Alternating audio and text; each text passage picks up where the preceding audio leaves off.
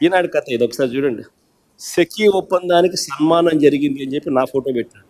సీఎండీని తొలగిస్తూ కేంద్రం ఆకస్మిక నిర్ణయం.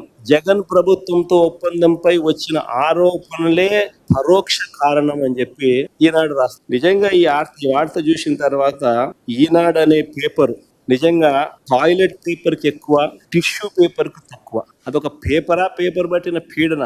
అబద్ధాలు రాయడానికి అయినా కానీ హద్దు పొద్దు ఉండాలి.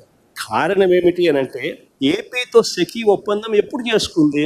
ఏపీతో సెకీ ఒప్పందం ఒకసారి చూపించిన ఒకసారి 1 డిసెంబర్ 2021. ఆ సెకీ చైర్మన్ ఎప్పుడు నియామకమయ్యాడు సెకీ చైర్మన్ గా అంటే 13th జూన్ 2023. అసలు 13th జూన్ 2023లో ఈయన సెకీ చైర్మన్ గా ఈయన నియామకం అయితే, ఈ రామేశ్వర్ ప్రసాద్ గుప్తా అనే వ్యక్తి సెకీతో మేము ఒప్పందం చేసుకున్నది, రాష్ట్ర ప్రభుత్వం ఒప్పందం చేసుకున్నది 1 డిసెంబర్ 2021. అప్పుడు ఎవడో చైర్మన్. అప్పుడు ఈ మనిషి ఎక్కడ ఉన్నాడో కూడా తెలియదు, అసలు డిపార్ట్మెంట్లో కూడా లేడు.